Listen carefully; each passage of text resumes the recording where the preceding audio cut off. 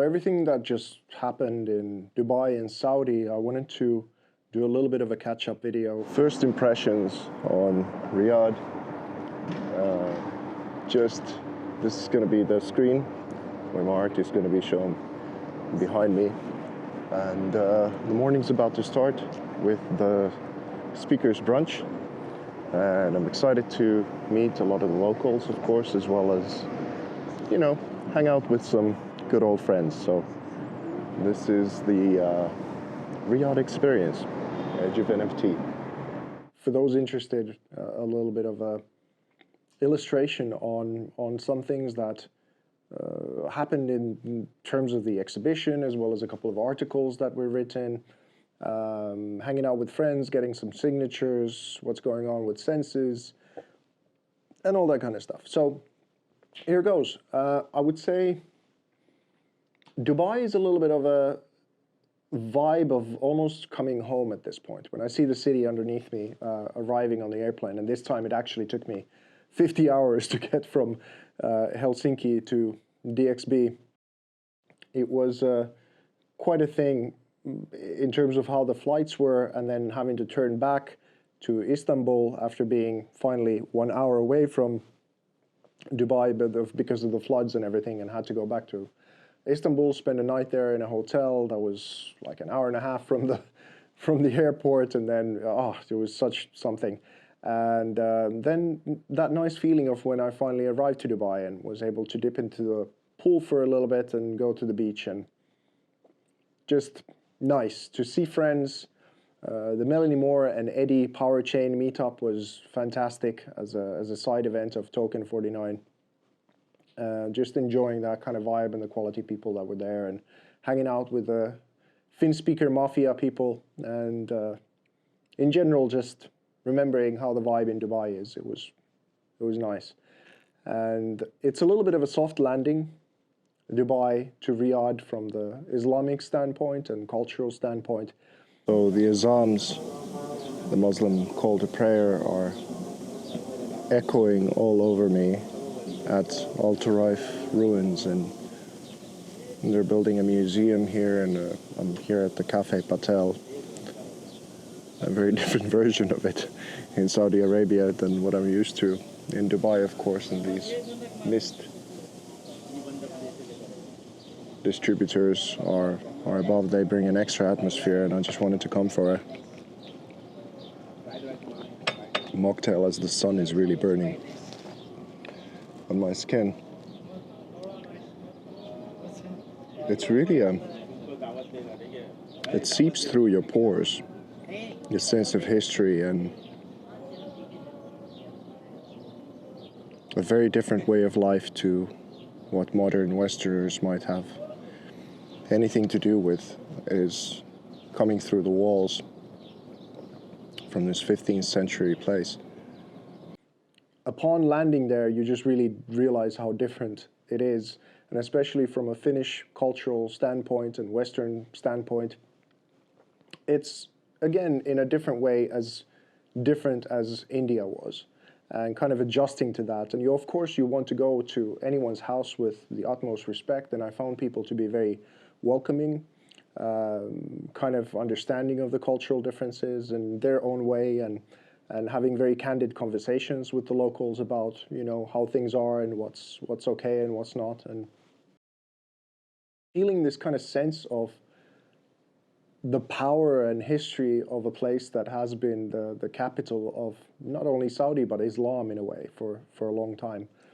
And we had great conversations with Elias Ahonen about this, because we shared an Airbnb, and it was nice to hang out with him as well. And he then carried on journeying from there to a different place. But I really wanted to just say a heartfelt thank you to Josh and Richard and Eric and Audrey for pulling off an incredible event in Riyadh. It was just star-studded, so many different luminaries of the Web3 space, and then the local people who've advanced the Web3 and gaming side of things in Saudi in such a way.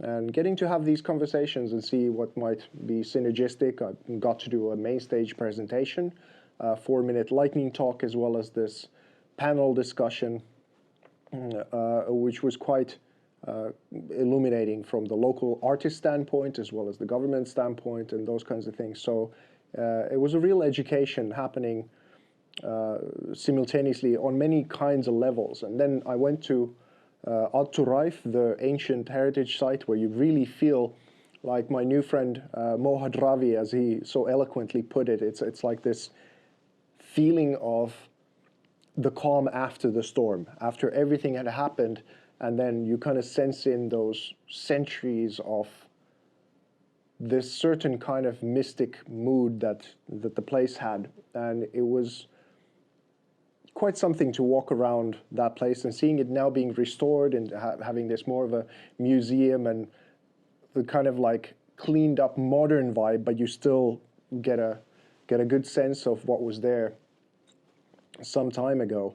And yeah, there was a couple of cool articles that just came out. The Marco Polo experience, many thanks Ahmed Rafi for organizing this thing, as well as the Affluent CEO article. And in both of those, I'm mentioning the Dr. Marwan art cars with Crypto Granny, as well as the coming Web3 Fest now with Ralph from Crypto Oasis and Crypto Valley, which I'm very much looking forward to, going to Swiss for another week and kind of deepening those relationships and see what is possible. The Bad Crypto podcast piece, that was fun to revitalize a little bit of that project and get some notable people from Saudi to contribute with their signatures, as well as some old friends who came to support the project. And we've now been running with it for 6 years.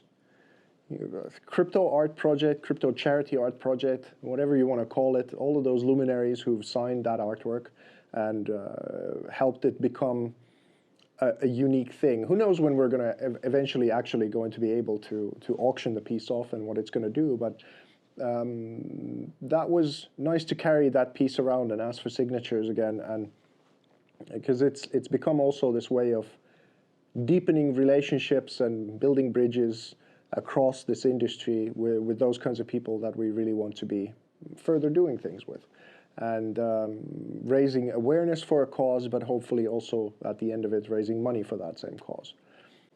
Was there anything else? Yeah. Oh, last thing. There's also a fun collaboration that is coming with Lux Lions, which is an NFT project that is still doing very, very well.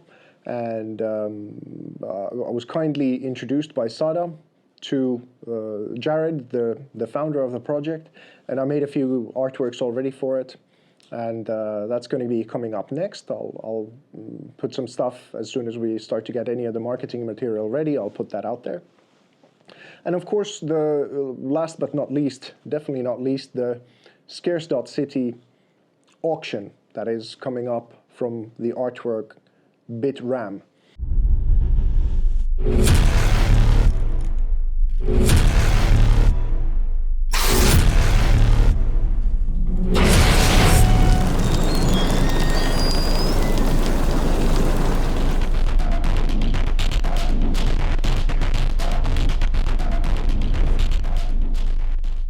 And we just finished the animation with my animator Juha on that one, and I'm quite excited about how that came across, because it's a different take of the animal lore of crypto, I suppose, because it's mostly about bulls and bears, and this one is about a ram and how Bitcoin really is that kind of thing. Whether you like it or not, it just keeps trucking like a unstoppable tank. And this is a little bit about the feeling that I wanted to get to this art piece, that it's a physical thing that opens up with the augmented reality app and then reveals the animation. And we're going to do an auction on that piece in about a month's time. Just when I return back from the Swiss Web3 Fest is when the auction starts on the 11th of June. So I'm very much looking forward to seeing how that's going to do, because it's, yeah, like I said, it's a pretty cool piece. I don't know what I'm forgetting. I'm probably forgetting a lot. Regardless, super thankful for everyone who's, again, helped us get to places, reach people, do cool things, and have new experiences. So that said, catch up with you soon again. Have a good one.